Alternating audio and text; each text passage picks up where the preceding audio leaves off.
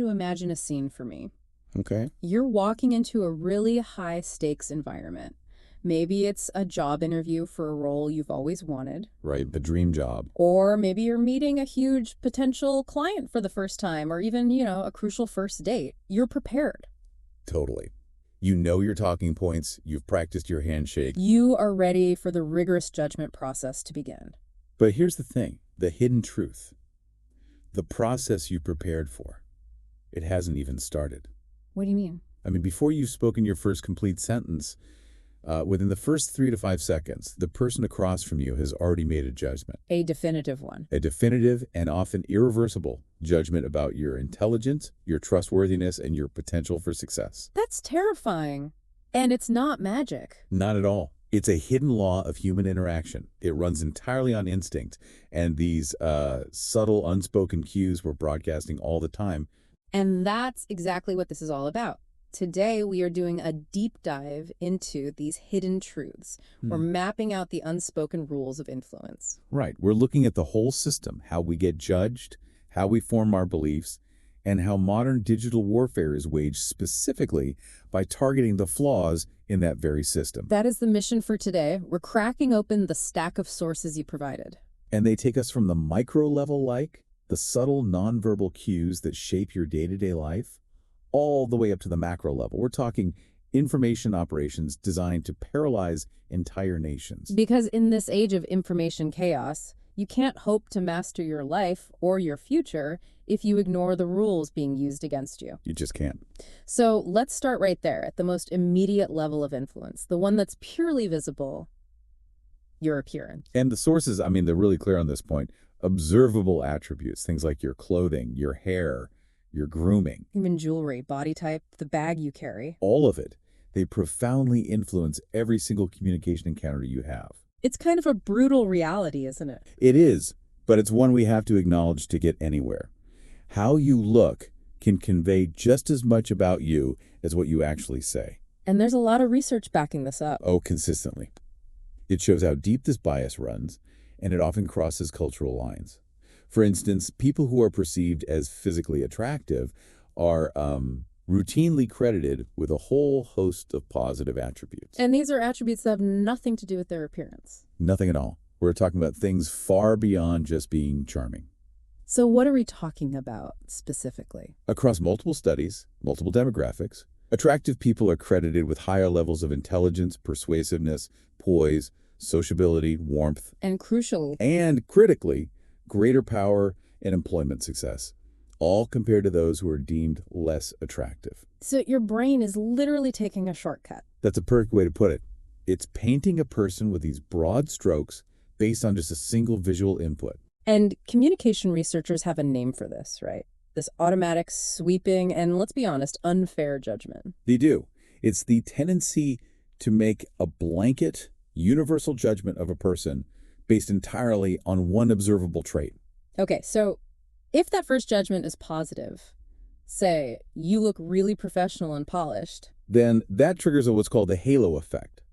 The positive impression from that one trait, visual attractiveness, spreads a kind of positive halo over everything else about you. making you seem smarter, more trustworthy, the whole package. Exactly. And I'm guessing the reverse is just as powerful. Absolutely. If that first trait is judged negatively, maybe poor grooming or you're wearing something inappropriate, Or even just an accessory that seems out of place. like that can trigger the horns effect. Yeah. That single negative cue spreads a negative horn over their entire profile, So now you seem less competent, less persuasive, less successful. regardless of your actual skills. Uh-huh. And while, what's considered attractive changes across cultures and over time, the basic mechanism doesn't. That mechanism of assigning all these qualities based on one visual input is universal. It is. That initial 3-second scan just locks in the perception. And that rapid-fire assessment just sets the stage for everything else that follows. Which brings us right to Section 1, the unspoken rules of self-presentation. This is all about micro-influence. Right. And the first layer of this micro-influence is how we decode emotion instantly, often without even thinking about it. Our sources say that facial expressions are the closest thing we have to a universal language. They really are. They operate outside all the variables: race, culture, ethnicity, nationality, gender. None of it matters for these basic expressions. And what makes them so powerful is that they're involuntary, right? They kind of bypass the filter we put on our words. They're immediate, they're automatic, and they're unconscious reactions to what's happening inside. This is why learning to read them. The macro, the micro, the subtle expressions. Yes, all of them. Learning to read those gives you this powerful, immediate window into what a person is actually feeling. It's like a biological vulnerability that highly trained pros can, well, exploit. When we talk about micro expressions, we mean those really quick flashes of emotion, right? Less than half a second. So fast that most people miss them entirely. But the incredible thing is the ability to read these lightning-fast involuntary expressions can actually be trained. And that leads to some pretty profound, measurable improvements in accuracy. The improvements are huge, not marginal at all. Our sources cite some stunning data. Trainees at places like the FBI National Academy can increase their recognition accuracy of microexpressions to well above 70%. And some get even higher. Some get over 90%. I mean, think about that. You're going from, basically a coin flip to near-perfect reading of these involuntary emotional cues. That's a massive leap in what you could call social intelligence. And it sticks. Studies with professionals, like U.S. Coast Guard senior investigating officers, they showed post-training accuracy of better than 80%. And this wasn't just in a lab setting. No, that's the crucial part. Those officers almost doubled their ability to accurately read people in real-world, real-time settings.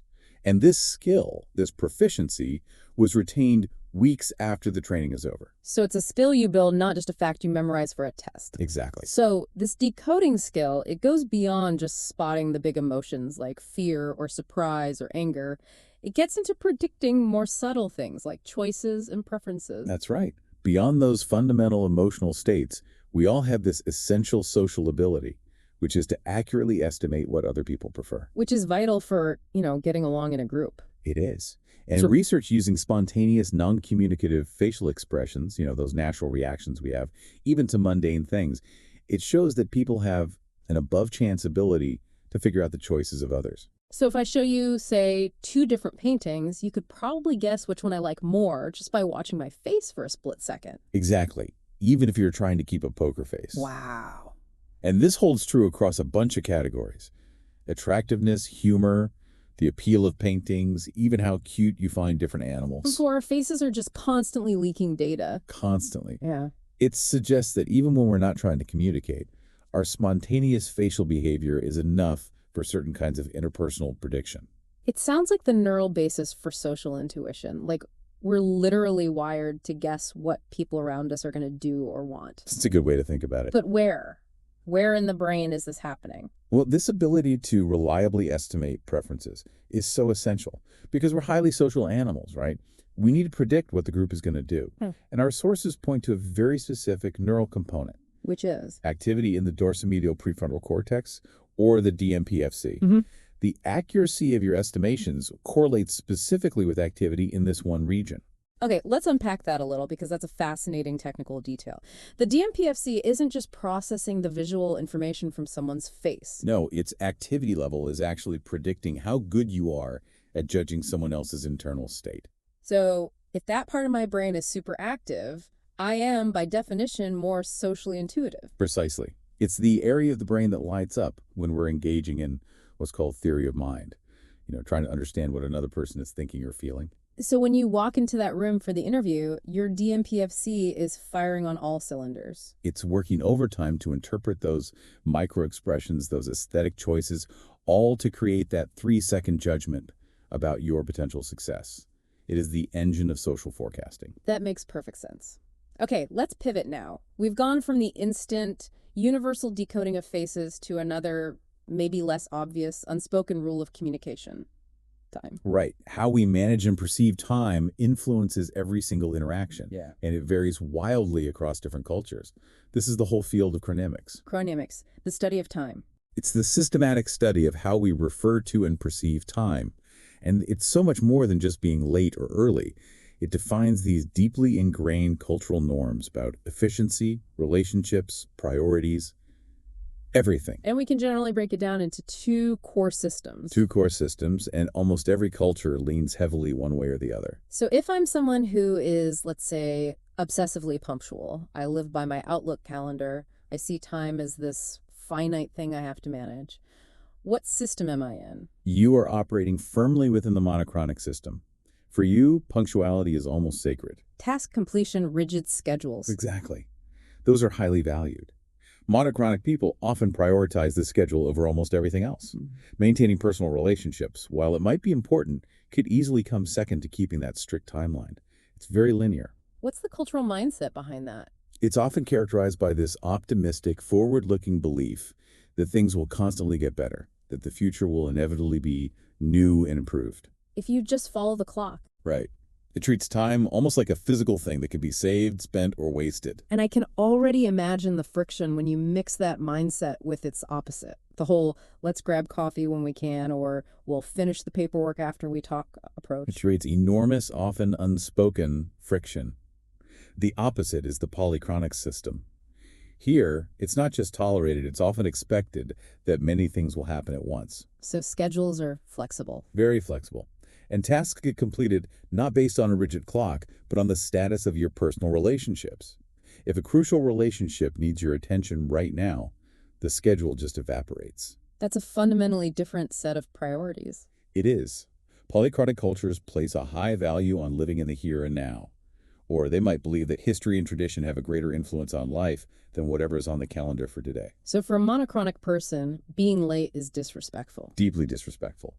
But for a polychronic person, prioritizing a clock over extending a human connection or hospitality can be seen as cold and highly insulting. So understanding which cultural code you're in, or even just what code your boss operates in, is essential. Essential for influence and communication success. Absolutely. That's a really powerful transition from micro-influence, that 3-second judgment, to the macro environment where things like cultural timing and eventually information flow dictate everything. And that takes us right into the next section. Section 2, the unspoken rules of belief, which are really our cognitive vulnerabilities. Exactly. If Section 1 was about the instant personal influence we have, Section 2 really takes us into the mind. We're examining the cognitive flaws that hostile actors exploit on a massive societal level. And it all starts with the foundational problem of our digital age, the erosion of trust. And what's so deeply ironic about this is how the great strength of democratic societies, our free and open system for forming opinions, has become our greatest vulnerability. How so? The very architecture of the internet facilitates ubiquity, immediacy, and anonymity. And those three things are perfect for hostile actors to exploit. We're just fundamentally exposed. Because the old gatekeepers are gone. We used to rely on this traditional cartel of trusted sources. The big newspapers, the major networks, established academic journals, that kind of thing. All right. And that model has been completely disrupted. Technological change and the commercial reconfiguration of media have just blown it up. We now live in what's called a hybrid media system. Where old media and new media are all mashed together. Old media coexists with all these unfamiliar new media like decentralized social platforms. And this constant shifting just makes it harder than ever before to evaluate where your news is coming from. So we've lost our trusted filtration system. And hostile actors are exploiting that openness by just mimicking legitimate behavior to gain influence. And our sources identify a typical pattern of violation that they hide. They're essentially dismantling the minimum rules of civilized debate. And what does that pattern look like? It has 4 key hallmarks. 1, the source or the actors are deceptive about who they really are. Their anonymity. Deceptive anonymity, yes. 2, the reports they put out contain factually incorrect information. 3, they use false experts or completely manufactured authorities to lend credibility. And the fourth is crucial. The fourth is crucial. They often operate with no reputation to lose, which means they can make wildly unsupported or unsupportable claims with 0 consequences. They're using the infrastructure of free speech to dismantle the very norms that make free speech valuable. That's it exactly. But even before the internet perfected these tactics, our brains had these fundamental vulnerabilities that made us susceptible. These cognitive flaws are like defense mechanisms that end up betraying us. So where does the breakdown begin in our own minds? It begins with the most foundational cognitive rule there is, confirmation bias. This is the hardwired tendency we have to seek out, interpret, and favor information that confirms what we already believe. And to ignore information that's at odds with it. Why is that so hardwired? I mean, isn't it more logical to seek out the most accurate view of reality? In a rational vacuum, yes, of course. But you have to think historically. For our hunter-gatherer ancestors, conformity with the group was probably far more important for survival than a, dogged objective determination to see the world exactly as it is. So confirmation bias is an instinct. It protects us from threats to our identity and our sense of belonging to the tribe. Exactly. If a fact challenges your deeply held belief system, your brain often just ignores it to keep your self-concept and your tribal affiliations intact. That's why those difficult conversations feel so difficult. We're not just arguing about facts, we're defending our identity and our place in the world. Yes, and layered right on top of that is the familiarity trap, which some researchers call truthiness. The idea that just repeating something makes it more believable. And that's one of the biggest challenges we face in the digital age. The evidence shows this really strong psychological connection between repetition and believability, even for total falsehoods. The more a rumor is told and retold, the more plausible it starts to seem. And the digital world is a repetition machine. It's built for repetition at incredible speed. Studies that tracked news diffusion on major platforms found that false news spreads deeper, farther, and faster than the truth. How much faster? Falsehoods take about 6 times longer than the truth to reach the same number of people. And this effect is especially pronounced for fake political news. It just has this inherent catastrophic speed advantage. Why does the truth have such a massive disadvantage? Is it just that lies are more sensational or exciting? That's definitely part of it, but the deep psychological reason is something called processing fluency. Okay, what's that? Our judgments about truth often rely on these intuitive shortcuts. Behavioral scientists call it System 1 thinking. It's fast, it's emotional. As opposed to System 2, which is slow and rational. Right. And if a message is easy for our brain to process, we instinctively favor accepting it. Easy processing means high fluency, and our brain equates that with reliability. So the subjective feeling of ease, the fluency, is the key gatekeeper that these hostile campaigns are trying to exploit. Precisely.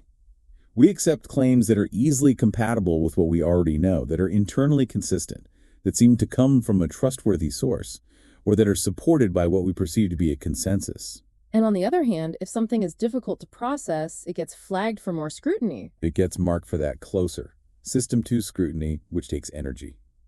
And our brains are, well, inherently lazy.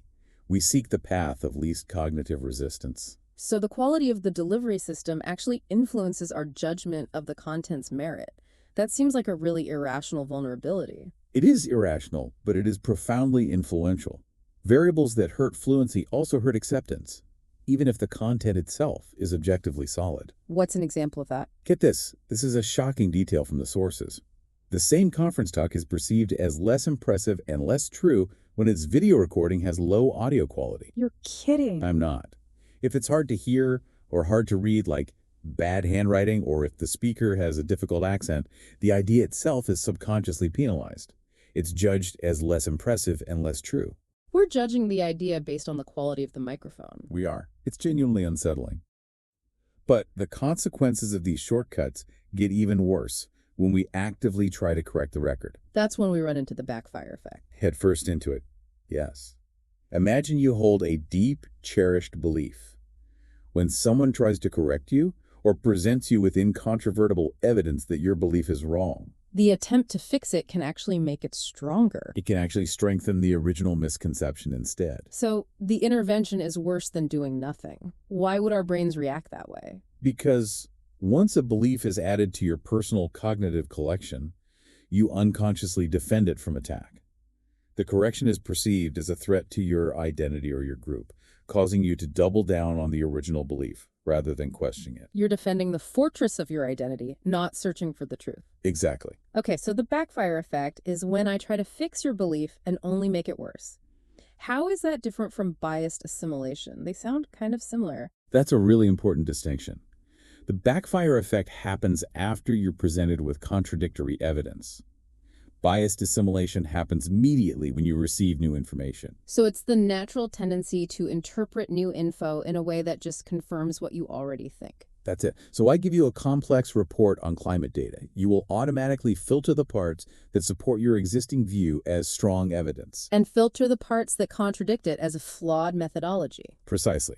You take the new data and you automatically manipulate it, consciously or unconsciously, to fit what you already believe. It's a mental shortcut to maintain stability. It is. The two effects are complementary. Biased assimilation colors how you receive new facts, and the backfire effect describes the defensive doubling down when those facts become threatening. And these cognitive flaws lead directly into how they're amplified by social structures, creating polarization and tribalism. And the cornerstone of that is social proof. Social proof is the idea that we tend to count numbers instead of arguments. If everyone around me believes X, I'm strongly inclined to believe X too, regardless of the objective evidence. And hostile actors exploit this by manipulating the structure of debate. Exactly, like the climate change example cited in the sources.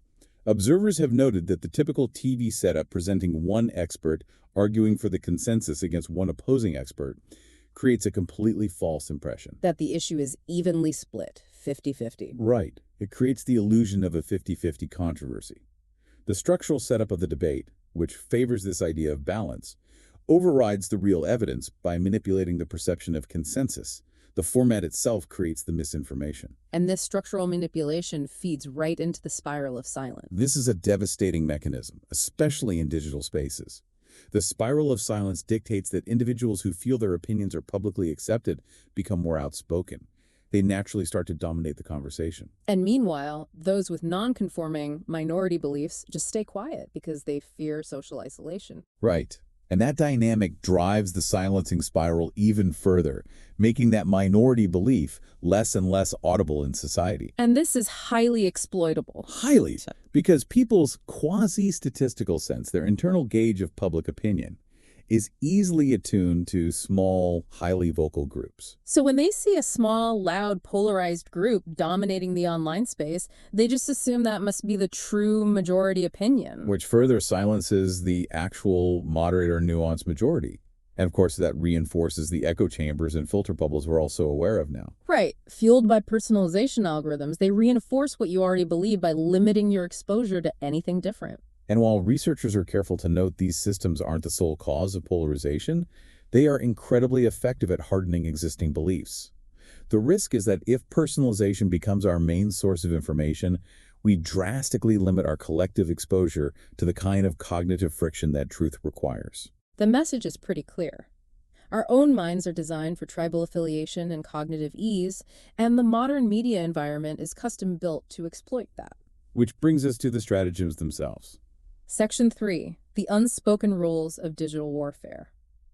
So, if Section 2 was about our psychological vulnerabilities, Section 3 focuses on the actors who weaponize them. We're talking about sophisticated influence campaigns, often state-sponsored, where the primary target is the human mind, not the computer platform. It's like hacking the person, not the software. That's an excellent way to put it. Oh! Let's break down the three main types of this human hacking that are used. First, there's sociocognitive hacking. Okay, what's that? This is specifically designed to short-circuit an individual's or a community's rational System 2 thinking. How? By triggering overpowering emotional responses. They target our fear, our outrage, our intense hope, anything to bypass the critical thought process we just talked about. They're relying on the speed and low effort of System 1 thinking to maximize sharing and minimize verification. Exactly. Second, there's social hacking. This exploits our tribal nature and our reliance on social proof. That deep need for group approval. Right. Attackers exploit this to create the illusion that a certain extreme position is the consensus, which prompts vulnerable individuals to adopt it just for social acceptance. And the third type is unique to our social media age, parasocial hacking. This exploits what are called parasocial relationships.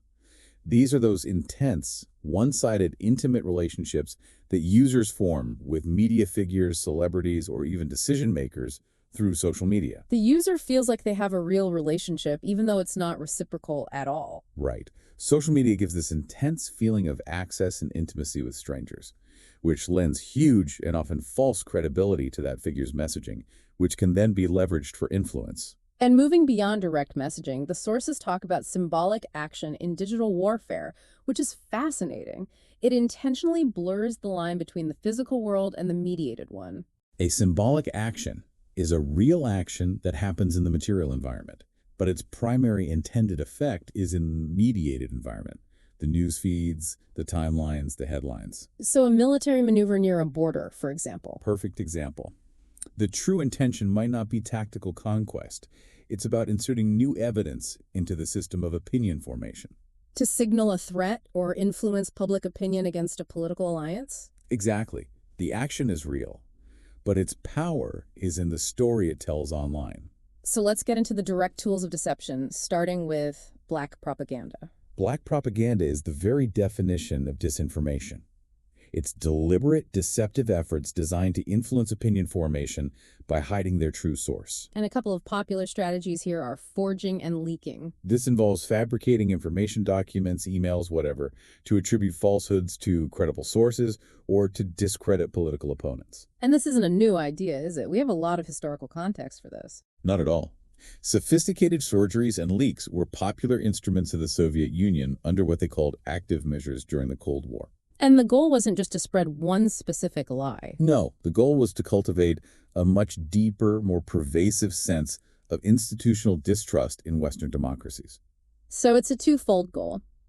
Propagate the falsehood, but more broadly, make citizens question the integrity and trustworthiness of all media and public institutions. Exactly, because fake information has a high degree of stickiness, thanks to that familiarity trap, and because citizens have a very limited ability to verify these things themselves, these techniques can be impactful even when they're crudely done. One bad lie, repeated enough, taints the whole environment. The whole ecosystem becomes less trustworthy.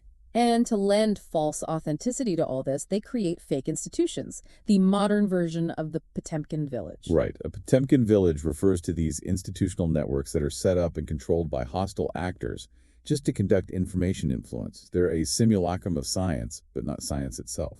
So, fake think tanks, academic fronts, Shell companies, anything that can lend false authenticity to their narratives. They're effectively laundering propaganda through what appears to be a legitimate, independent source. Okay, we've covered deception and false authenticity. What about the brute force attack? Flooding. Flooding is the technique of just overwhelming the information space to create overload and confusion. The sheer volume makes it impossible for the target audience to reasonably assess which information is credible and which isn't. The information environment is just saturated with noise. Exactly, and the most infamous example of this is the Chinese 50-cent army. Right, so called because they're rumored to be paid about 50 cents per comment. And they secretly insert comments into social media streams, often cheerleading or reinforcing official narratives, making it look like these are genuine opinions from the public. And the volume is staggering. Expert estimations suggest this activity amounts to 1 in every 178 posts made on social media in China. 1 in every 178 posts is engineered commentary. That's just meant to crowd out legitimate opinions and create the illusion of consensus. And this flooding is often complemented by botnets and trolls. Bots are great amplifiers, creating the illusion of a person behind an account. Trolls, meanwhile, deliberately try to aggravate, annoy, and disrupt. And even if a troll isn't officially aligned with a state actor, their behavior still contributes to the overall strategy. Absolutely. The hostile campaigns often enlist trolls unknowingly, just by leveraging the rhetoric itself, like name-calling or using a straw man argument. Where you attribute an extreme position to an adversary that they don't actually hold. Right. This poisons the opinion climate so thoroughly that reasonable, nuanced debaters just shy away from the issue altogether, leaving the field open for the extremists. And all these techniques come together in complex maneuvers or stratagems that play out over a long time. The most insidious one is the coordinated polarization attack. This is arguably the most important one for us to understand. It has a very specific 4-step process aimed at societal paralysis. And it systematically exploits every vulnerability we've talked about. Every single one. Step 1. The campaign selects a controversial, preferably highly emotionally charged issue. That's the socio-cognitive hack. They pick the perfect trigger. Step 2. They immediately support or claim positions on both extremes of that issue, using sock puppets, shills, botnets to create maximum volume. Step 3. They use all the other techniques, forging, leaking, Potemkin villages, to support both opposing sides equally. And step 4. From the perspective of regular people in that society, the issue appears far more polarized than it actually is. This hyperpolarization paralyzes the societal climate, making a workable consensus almost impossible to achieve. The ultimate goal isn't to get one side to win, but to fuel the opposition and ensure an unproductive, chaotic debate that just wastes the democracy's resources. Exactly. And the clearest, most detailed, real-world evidence of this maneuver comes from the indictment related to Russian interference in the U.S. 2016 presidential election. Okay, let's slow down here because this is the example that makes the stratagem terrifyingly real. The indictment detailed how the Russian Internet Research Agency, or IRA, used fake accounts to set up thematic group pages on social media. They addressed sensitive political issues to influence voter behavior. And the key, which shocked a lot of researchers, is that they established groups with diametrically opposing views. Right. For example, they created a fake Facebook group called Heart of Texas, Which was pro-Trump, anti-immigration. and it attracted hundreds of thousands of followers. Simultaneously, the very same actors created a group called United Muslims of America. Which was inherently pro-Hillary and supportive of the advancement of Islamic culture. Let that sink in. The same actor created and fueled two groups spreading opposing political propaganda at the same time, getting two polarized sets of people to fight each other. That is the brilliant, devastating nature of the stratagem. It created maximal political intensity by supporting radical, dissatisfied groups on both sides of every argument. But they used deceptive identities online to mask the fact that the same actor was fueling both extremes of the debate. They weaponized the confirmation bias and social hacking of both groups against each other. And they didn't just keep it online. They took this intensity into the physical world. That's right. These fake groups were used as platforms for organizing physical political rallies for these opposing groups. They would often schedule them at the same place and at the same time to guarantee a confrontation. To fuel opposition and polarization, not just online, but in the streets. Yes, this provided some of the clearest evidence we have of how an influence campaign can target democratic institutions over a long period, moving seamlessly from a socio-cognitive hack online to a symbolic action in the physical world. Okay.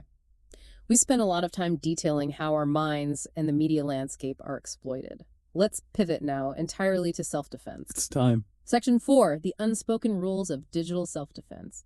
And the first rule here is recognizing the most common and pervasive threat, which is often way more mundane than a state-sponsored polarization attack. It's phishing. Phishing is consistently cited as the most common cybercrime in the world. And fundamentally, phishing is just social engineering. Using deception and psychological triggers like urgency or fear to manipulate you into giving up confidential information. Right. Attackers mimic trusted entities, your bank, a government agency, a utility company, and they create urgency.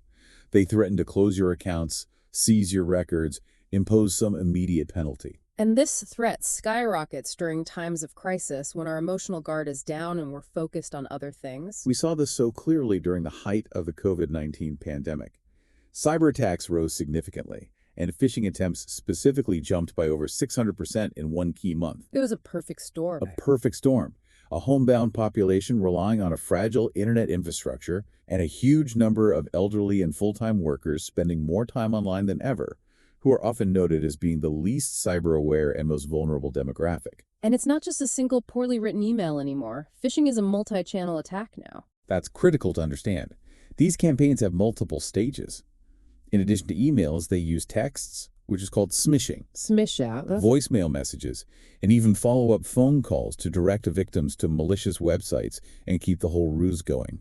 They're actively targeting our mobile devices, where we're often hurried and more easily fooled. And AI is making this a whole lot harder to spot. Absolutely. AI has become a major factor. It's used to make phishing content far more credible, grammatically perfect, and personal.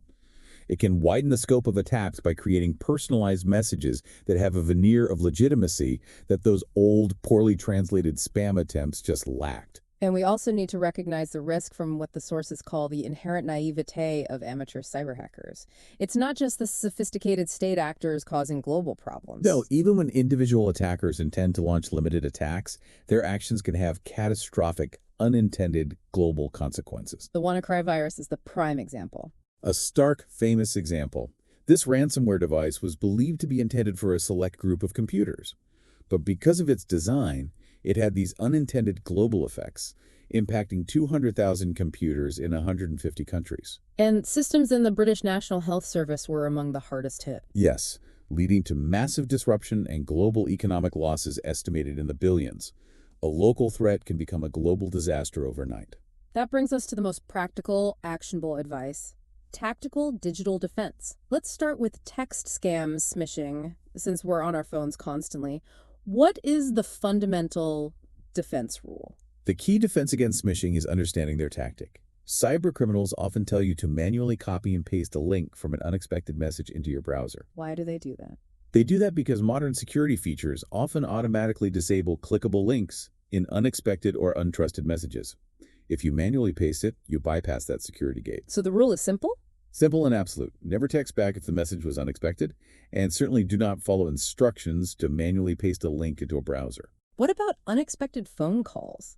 Especially the ones claiming authority or distress, like that classic scam where a loved one is in trouble. For any unexpected call claiming authority, or one that sounds highly unsettling, the standard protocol must be to hang up and call back via a verified number. Meaning a number you already have saved in your contacts or one you find through an independent web search. Right, not a number the caller gives you. You have to disrupt their control over the conversation. And what about verifying identity within your own family? That seems like it would require some pre-planning. It does. You have to establish a safe word or phrase with your immediate family that has to be used during unsettling or highly urgent calls to verify identity. And this safe word should never be shared online, ever. Never. Not via text, not email, not written down anywhere accessible. If the person on the phone claiming to be your distressed loved one can't provide that safe word, you know immediately it's a fraudster. Beyond the urgency and the channel, one of the clearest, most universal red flags is the method of payment they ask for. This is such a critical point. Scammers overwhelmingly request payment in specific, non-traditional forms. Gift cards, cryptocurrency, or wire transfers. So if a supposed authority figure, law enforcement, the IRS, someone from your bank asks for payment in these forms, It's a critical red flag, regardless of how urgent or threatening they sound. Legitimate entities do not demand payment in Target gift cards or Bitcoin. let's move to the bedrock of digital security: passwords. We need to shift our thinking entirely from password to the more robust passphrase. This is completely non-negotiable for defense. A strong defense means moving away from single-word dictionary entries. Use 4 or 5 unrelated, memorable words. And aim for at least 12 to 16 characters. At least. And add complexity with a mix of uppercase, lowercase, numbers, and special characters. Instead of a simple password, aim for something like tuck, rain, bite, jazz. I like that. And here's a subtle trick. Capitalize letters in the middle of a word, like tiger. It's much less guessable than just capitalizing the first letter. Finally, let's cover financial and device security. How do we protect our sensitive financial data in this age of digital wallets? Use tokenization. This is the key security benefit of third-party payment services, like Samsung Pay or Google Pay. Okay, how does that work? When you use your phone to pay, these services replace your actual card details with a unique randomized token during the transaction. This means your real card information is never shared with the merchant. So if merchant gets breached, your data is safe. Exactly. It's like giving the store a sealed single-use ticket instead of your actual credit card. And for catastrophic identity theft protection. Freezing your credit is a crucial step. It does require proactive effort, though. You have to contact all 3 major credit bureaus, Equifax, Experian, and TransUnion, with your info. And this prevents new accounts from being opened in your name without your express authorization? Right. And one last thing on devices. That convenience of the smart home we all love, the doorbell cameras, the app-controlled devices, it comes with risks. It's a digital backdoor. It absolutely is. Smart home devices can be hacked. And when they are, intruders can access your personal information, spy on your daily activities, and even gain remote control over physical devices in your home. So proper security on those is vital. They're often the weakest link. They are. This brings us to our final, most sophisticated defense mechanism against those larger influence campaigns: mastering counter-influence through a concept called inoculation. We have to counter the tactics that exploit our cognitive weaknesses, and we have to remember the lesson of the familiarity trap and the false balance effect. Repetition makes false information more memorable than the truth. So the rule here is, when you're correcting misinformation, you have to concentrate on the facts and narratives you wish to communicate. Don't fall into the trap of repeating the false information you're trying to debunk. Because you're just increasing its fluency and memorability. Focus on the positive truth, not the negative lie. Exactly. And we also have to be strategically cool-headed and avoid the bait, point, and shriek stratagem. That's designed specifically to provoke an overreaction from legitimate institutions or media. Right. An emotional, disproportionate response to a minor piece of disinformation, which is then branded as repressive or censorship. You have to resist giving the hostile actor the satisfaction of that overreaction.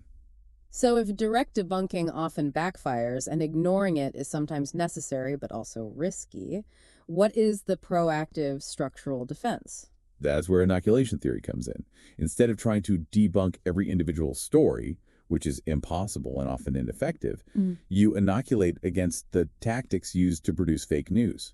It's like a broad-spectrum vaccine against the method, not the specific disease. That's the perfect analogy. So how does that mental inoculation work? By letting people actively generate their own counterarguments against common strategies, like impersonation, emotional language, trolling, building echo chambers, you strengthen their mental defenses against future instances of the same tactic, regardless of the content. You teach them to identify the manipulation, not just the specific data point. That's it. And the results are very promising. What do the studies show when people are inoculated against the tactics versus the facts? They show that inoculation treatments are highly effective and resilient.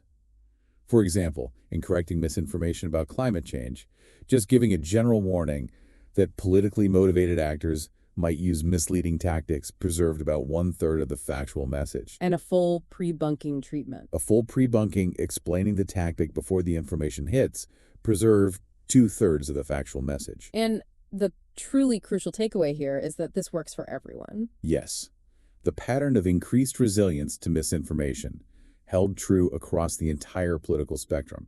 It demonstrates that this defense mechanism works regardless of your prior political attitudes. So the ultimate goal shifts from paranoia about individual facts to a sustained vigilance about structural manipulation. The ultimate self-defense isn't better software, it's better cognitive awareness. It's about establishing trust and legitimacy in our public institutions and media, which mitigates the effectiveness of hostile influence by raising the bar for what you accept as truth. Preparedness always starts with knowledge of the threats and vulnerabilities you face. And we've moved from the micro scale of that 3-second first impression and the halo effect, all the way to the macro scale of global influence campaigns that target our cognitive shortcuts. The defense isn't just about using better technology like tokenization, it's about better judgment. Knowing the familiarity trap, resisting the backfire effect, and knowing those simple tactical digital defenses like using a family safe word or recognizing the universal red flag of a gift card payment request. We've mapped the entire system, decoding the unspoken rules that govern how we're judged and how our society forms its beliefs. And now that you have decoded these influence tactics, you are armed with critical knowledge. But here is your final provocative thought to take with you. Think about the last piece of highly emotional, polarizing news or meme you shared online. Were you acting as a conscious communicator, armed with verified information and System 2 critical thought, or were you, in that moment, being used as an unknowing agent in someone else's sociocognitive polarization stratagem? The game is absolutely rigged, but only if you choose to ignore the rules. If you found value in decoding these unspoken rules, you understand the lesson of processing fluency. Ease equals acceptance. Don't let this knowledge fade into the confirmation bias graveyard just because the conversation is over. The final, most important rule of total life mastery is this: you cannot master what you ignore. So if you want to signal to the algorithm that you crave depth over mere fluency and want to support the fight against the forces of confusion, press the like button to validate the truth. Drop a comment below telling us the one unspoken rule, the halo effect, the safe word, the 50-cent army that you wish you had learned earlier. And if you want the next deep dive, the next set of unspoken rules delivered directly to your consciousness, subscribe and ring that notification bell. Because in the age of information chaos, we are building an army of the informed, one piece of actionable insight and one critical question at a time. Thank you for joining the deep dive. Go be vigilant.